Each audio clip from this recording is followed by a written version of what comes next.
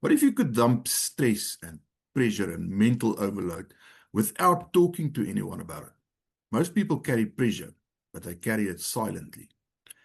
No time, no space, and for many, no interest in sitting down and talking about it, sadly.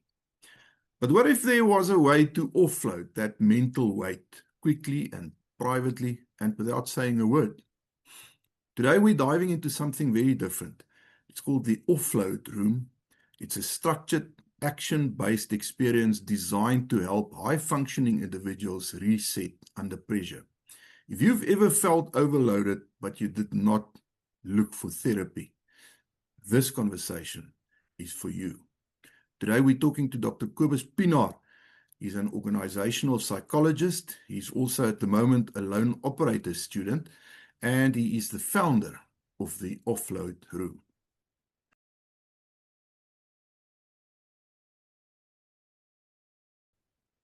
Kobus, good morning and welcome to the channel. Good day, Rian. Thank you for the invitation today to be on your podcast, and I look forward to our conversation. And maybe as an intro, I just want to ask you one or two questions, if you don't mind. Sure. So, if you don't mind, would you share with us how you're doing this morning?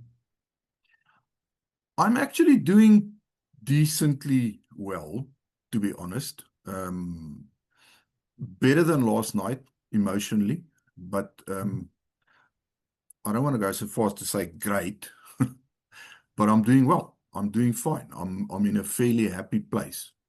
I had coffee. Okay. That always helps. It always helps. Yes.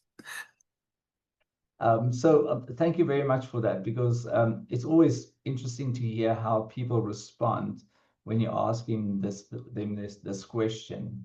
And I don't know if you know this, it's something that I've read recently. It's something that has its origins in the Australian outback with the Aboriginal cultures. They have this way of talking about men's business and women's business. And when they get together, it's probably literally men getting together to talk about particular topics, and then they're excluded from the women's business. So I hope this morning we can talk about men's business. Specifically, yes. So let's get kick-started with your foundation, the Offload Room. What exactly is it? What problems were you trying to solve when you created this? Okay. First of all, I think it was a personal realization. It was also something that I noticed in men in general. And when I speak about men in general, I speak about the clients I see. I speak about family members, more specifically male figures, and how when they're under pressure, and not always, I don't want to overgeneralize, is that they start to keep quiet and they carry their challenges or problems or things that are difficult for them to actually talk about, and they remain quiet. And that's why I started this off, because on a more personal note, my dad, when I grew up, I never knew exactly what was going on in his head.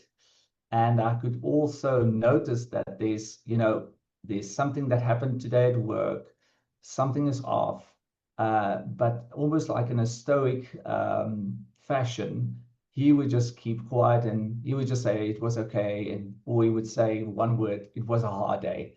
And that's what I got from him.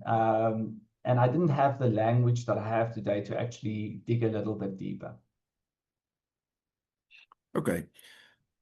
You are quite clear that this is not therapy or coaching or even counseling. What actually happens in the offload or in such an Offload Room session, and how is that different from more traditional approaches? Sure. So it is quite interesting if we look at two concepts first. The one is therapy. Let's call it therapy. Therapy tends to look at things that happened in the past. So they go back into your history Whereas when you have someone that coaches you, you look into the future. The offload room is talking about what's currently happening with you and what is currently on your plate. I think that makes it that's one of the differences. And quite interesting, just as a manner of statistics, if you look at therapists in general, 70% of all therapists or counselors are female orientated. So in general, they will also then follow a process of verbal expression, and they would also, that is the primary position that they start from. Now, males don't always work like that. They normally need a little bit more structure. They want to know where we're going with this. And very often they don't have the language to express what's really going on. So in terms of the offload room is there's no coaching taking place. There's no therapy taking place. There's no diagnosis taking place. You don't have to feel the next day that you've had a vulnerability trauma because you've overshared and you didn't feel okay with that. So in terms of the offload room is it pretty much surfaces the immediate things that's on your mind. And we surface that in a particular way. And then you decide what you want to work on. And then we go through the protocol. And during the protocol, there's no conversation taking place. It is optional, but it's definitely not a requirement. And we purposely ask people to sit in quiet while they're doing things. So in a way, that's what makes it different. And it's also, just an observation with the people that came in, and mostly these men, when they join one of our public sessions, is that when they walk in, they're almost like very tense. You can see it in their body language. You can see it in their eyes. They're not sure what they're doing here. And they feel that there's an expectation placed on them. That's sometimes also what happens in therapy. What am I going to do? What do I need to say? What are we going to talk about?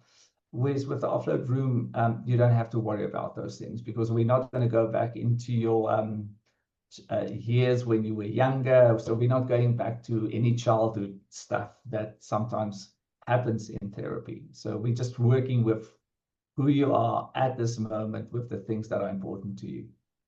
Okay. Who would benefit most from going through this experience with the offload room?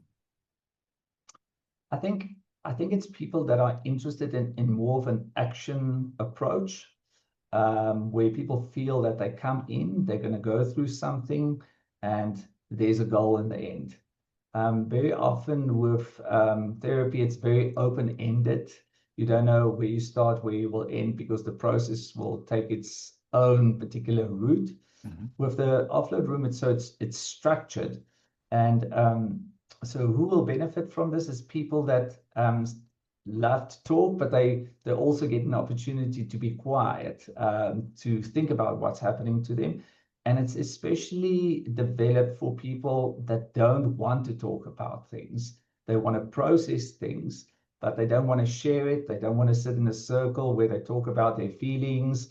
That's not how I got to know men, so it's also very action oriented. So those are for that type of person. So it's not exclusively to men, but it's geared towards men because we've had females also joining us in the past.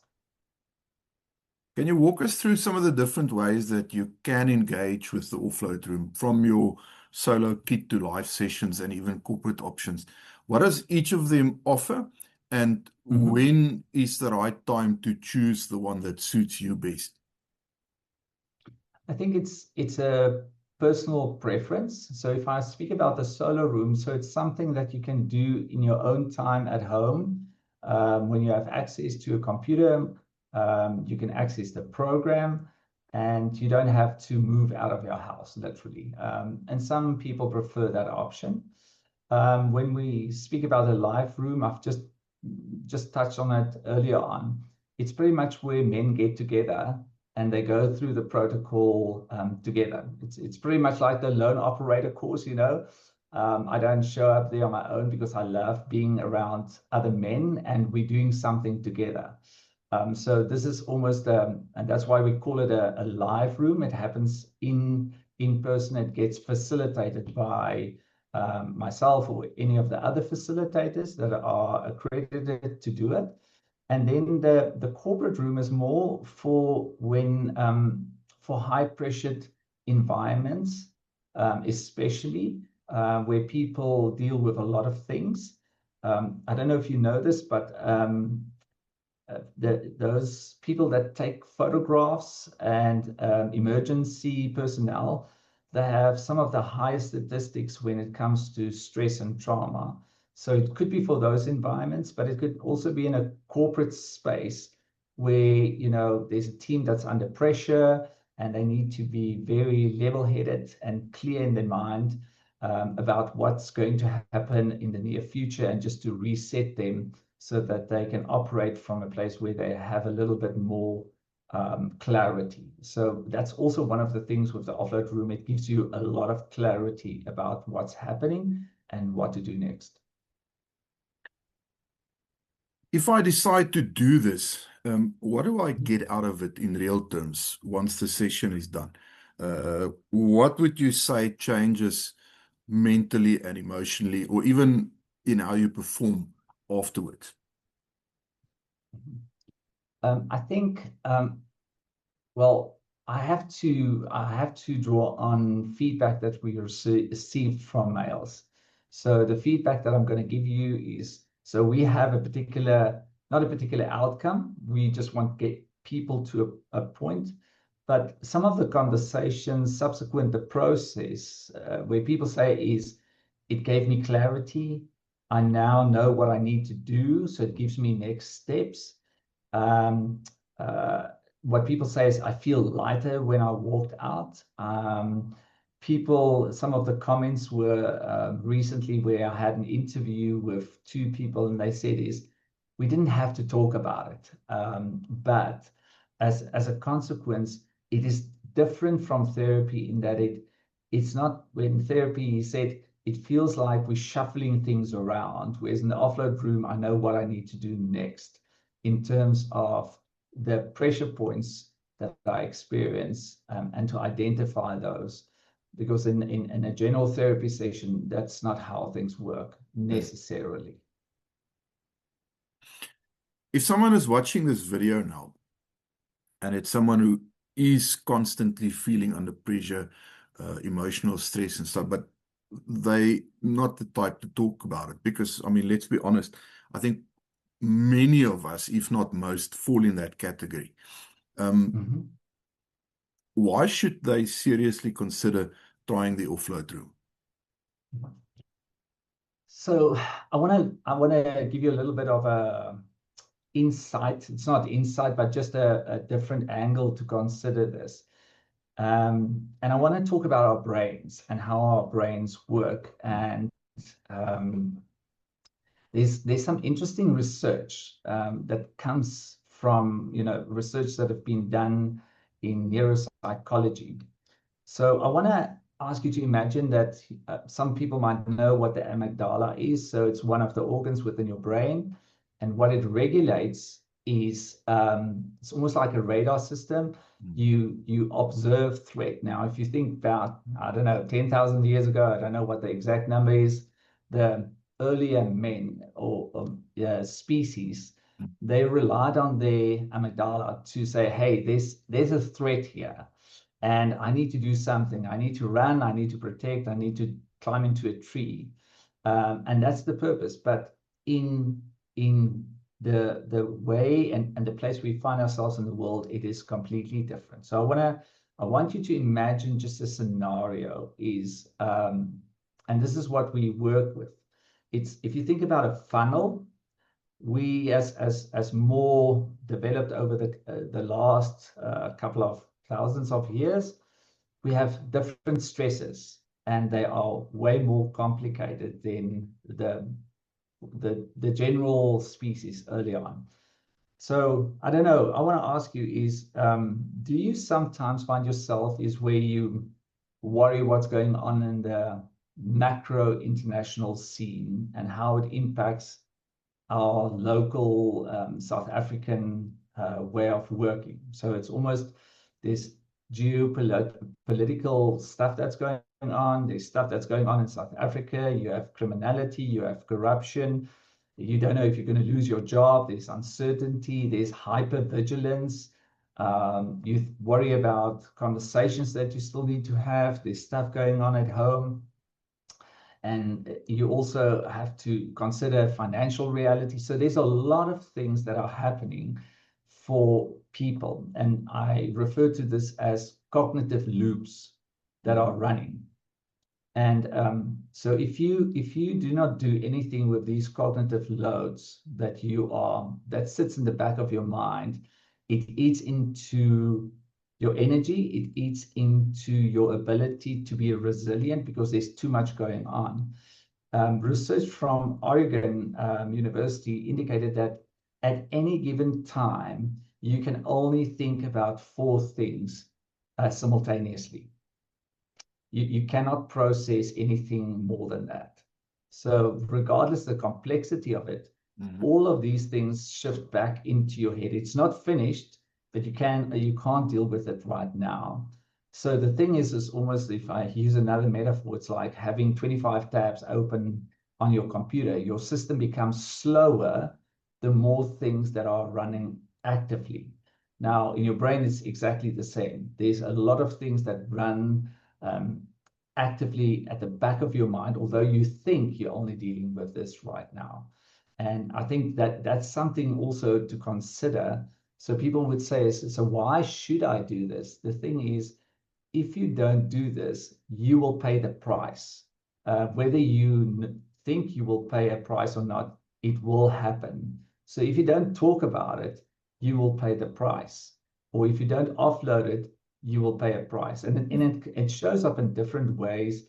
If you think about, so how do I know that, things are off?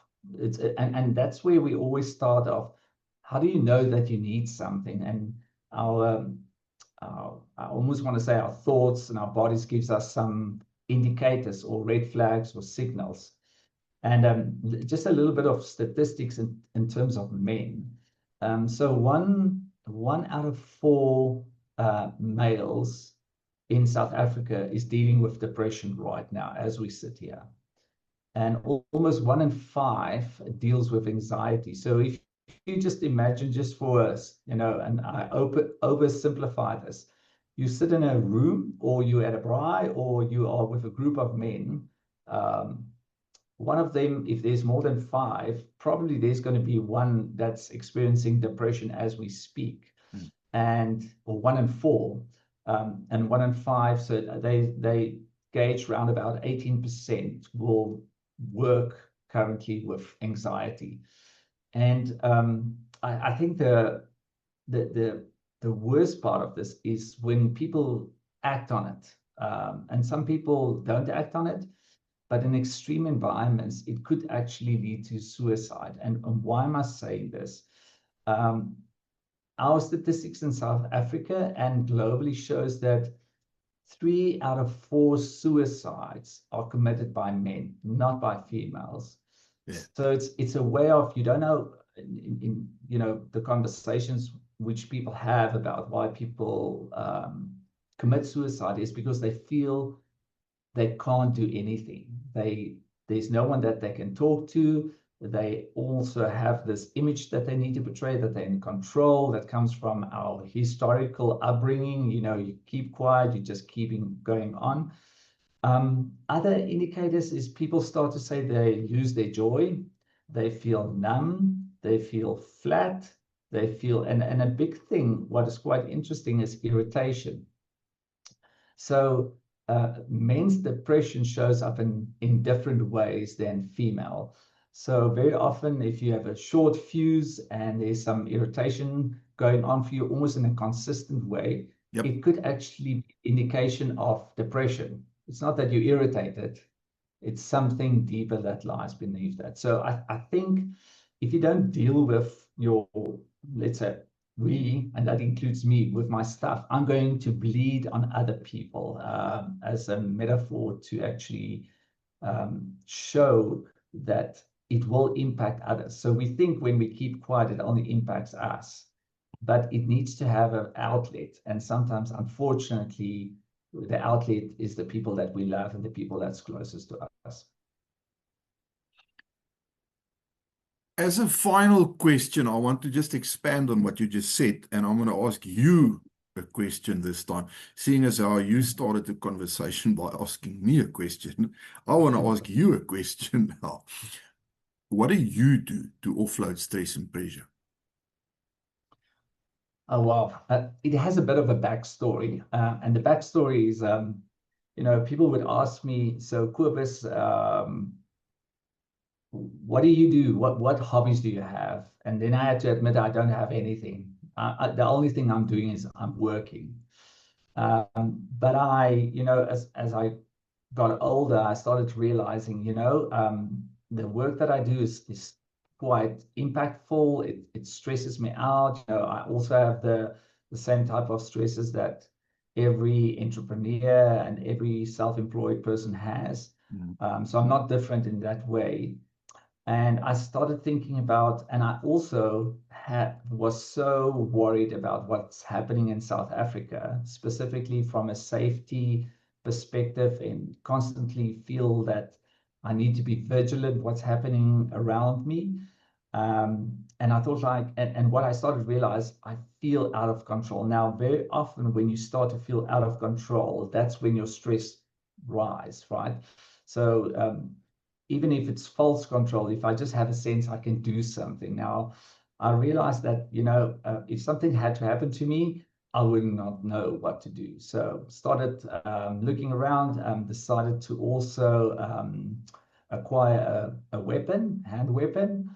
And then I thought, okay, I need to do something with this thing. And I still had some military experience way back. But then I searched around, I talked to a couple of people, and I said, hey, you need to reach out to the guys at Fortis. I said, okay, and I still remember the first time I got there, it was like wow, this is lovely, and this is some serious stuff. And I had a 2-day course, just introduction into how to use your firearm. That was amazing. And then someone said, do you know about the loan operator course? And I said, no. Well, what's that all about? And we got a little bit of an overview, and someone challenged me and said, hey, you need to do this. Now, that was probably one of the best things I ever did for myself. Okay.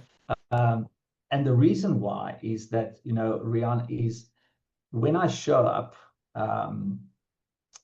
at the shooting range as part of the training, I feel so focused. It feels like all of these other 25 tabs that I sometimes worry and try to manage, they all disappear.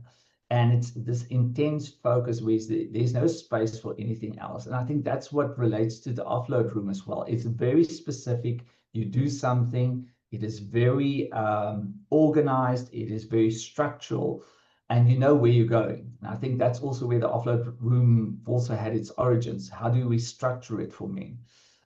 So for me, when I come back, and it has a residue effect. And when I speak about residue is when I'm at the ranch or the shooting range, it feels like I am relieving all of the stress that I carry. It feels like when you shoot, it's a way for me to relieve stress. And there's so many other skills that I've also acquired. But what I realized was, and that was the first time I was introduced to the OODA loop. And that was fascinating. I didn't knew anything about the OODA loop. So as part of the offload room is we follow the OODA loop as a way to go through the protocol. And I remember, the first time I heard about it, I thought but this can actually be used where the OODA loop, as you would know, is focusing on the external threat and how do we make, then we observe, we orientate ourselves, we decide, and we take action. I've used that that process into the offload room as a way to scan what's happening internally. So what do I observe about myself? How do I orientate myself in this situation or situations? And what decisions am I going to make and how am I going to act? Which actually then it's almost like a stress test. It feeds back into, okay, what do I see now? So in some way, I want to say thank you to the guys at Fortis to introducing me to the OODA loop, because that gave me the structure to actually build the offload room in a similar manner. So that was pretty much one of, so it's not just the theoretical and the skills that I've acquired. It gave me a framework to think through things in a complete different way. And the OODA loop is, it's something that we do continuously. We just don't know that we're doing it continuously. And we in the process of putting it together for organizations to make difficult decisions under pressure. So the OODA loop has so many places where you can actually utilize it, so there's so many things that I can say about Fortis and the loan operator course. It was just mind-blowing. So that's the one. That's your stress and pressure offload. Yeah. And subsequently, just on a different note, I also took up some Krav Maga for the last year, and that's another one. So I've got two ways to actually physically to offload stress. And then obviously I love talking, so I don't mind talking, but the offload room is pretty much for people that don't prefer talking, but they want to deal with things that are on their plate. So the offload room is just one way, but I think there's different ways. And I actually want to ask you, what do you do as a way to offload? Before I answer you on that, I just want to say that, I mean, I've been dealing and talking and living and breathing the OODA loop for decades. To me, it's not a concept. It's basically a way of life by now. And I've never really given any thought to the idea of applying it internally as well. And now when you mentioned that, I sat here and I thought to myself, bloody hell, there's a new one for me. It works externally, and there's absolutely no reason why it can't work if you apply it internally. Observe, orientate, decide, act. I think it's quite brilliant. And the fact that you saw that, I think that is quite something. That definitely is something. And it's a great way of bridging that gap between psychology and so on and what we do with Fortis and the loan operator and everything, and how you can actually bring those two together. And it's all part of this journey of bettering yourself, because bettering your emotional health is, I mean, it's a big part. It should be a big part of everybody's journey. That's just off the cuff that when you mentioned that just popped up in my head. So I thought I'm just going to mention it. I do various things that work for me, and it might sound strange to many people, but let me give you the background story. And I also want to do it because if this helps even one guy out there to talk to someone instead of just keeping all of this stuff bottled up, then I think it's well worth it. My dad, who turns 90 on Sunday, has been bedridden these past 3 years. And the emotional journey that's involved with that, watching somebody you love just slowly but surely fade away, is, I thought I'd done hard things in my life, but honestly, nothing compares to this on an emotional level. So the emotional I suppose I can call it trauma. I don't know Mm-hmm. if there's a better description that goes along with witnessing this final journey. Um, it can. There are times where I honestly feel I don't want to get out of bed. Um, and sometimes I actually don't. Mm-hmm. Sometimes I just stay in bed. I've done that. Some evenings I have found myself in the back of the garden in the dark, crying and silently screaming to the heavens and asking questions and questioning everything else. Because this journey, it takes you places where, well, it's uncomfortable. It makes you ask questions about life and everything that you probably never even thought about before this. Um,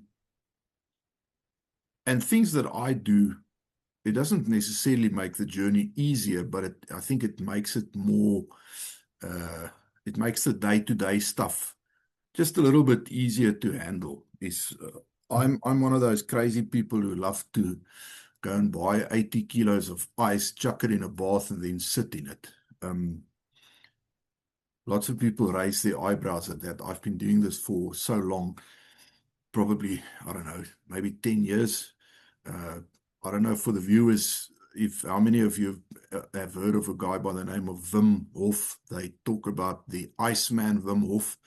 He's got a breathing um, part to his, shall we just call it therapy? I don't know if that's the right word, but what he preaches, and well, he's not a preacher, but his philosophy, there's a breathing part because we don't breathe properly. We've Mm-hmm. long ago stopped breathing properly. We don't breathe deeply enough. We breathe very shallowly. And so a large part of what Wim Hof does is based on breathing exercises, just that deep breathing and in a specific way and everything. And I did that years before I started doing the cold water therapy part, because I was one of the guys who said that's why humans evolved to the point where we could have devices that heats up water, so we don't have to shower in cold water. And then I Mm-hmm. started this as a challenge, and I was basically hooked from the very first time, and I've never stopped. And I've from there expanded to uh, swimming in winter. So it can Mm-hmm. be, doesn't matter how cold it gets in winter. I'm the guy who's in the pool between 6 and 7 in the morning, taking a swim. And ice baths, I do fairly regular ice baths. I've come to absolutely love it. It's brutal, but I love it. And for me, if the water is cold enough, it means I can't think of everything that's happening in my life. So Mm-hmm. for the minutes that I'm sitting in that ice bath, which generally for me, anything between 3 and 7 minutes. I've done 10, but then it takes like forever for my toes to feel part of my body again. But if I do 7, then I get out my toes and my feet are cold, but they warm up pretty fast. So it works better. It's too cold to sit there and think of other stuff. All the stuff happening in the world, the speed at which the Strait of Hormuz opens and closes, Mm-hmm. petrol prices, my dad's situation, all of that. So it's a way of escape, I suppose, which makes it lighter to bear. Um, and I've been doing this for a long time. And even though most people tend to think it's crazy, I know that for me, it has a massive therapeutic, positive effect at the end of the day. And the longer I do it, the more that part becomes important. In the beginning, it was you almost, I don't know, there was a bit of a showing off factor about it. Like I sat in an ice bath for 3 minutes, like, but it's become much more deeply personal as I progressed on that road, on that route, um, where it's become therapy for me. That and cracking. I have this inbred ability to crack jokes that just pop up in my mind from literally nowhere. And I often catch myself saying something, and afterwards, then I think, why did you just say that? Okay. And people ask me, where did that come from? And I don't know. I can't answer it. So talking crap, it has driven several people in my past crazy, but it actually has a therapeutic, positive net effect on me. My attitude has always been, if I can reach a stage in my day where I can just laugh at something, it perks up the whole way you go through your day. It does make a difference. It definitely does. And then one thing, just the last thing, sorry, Cobus, but you did ask me.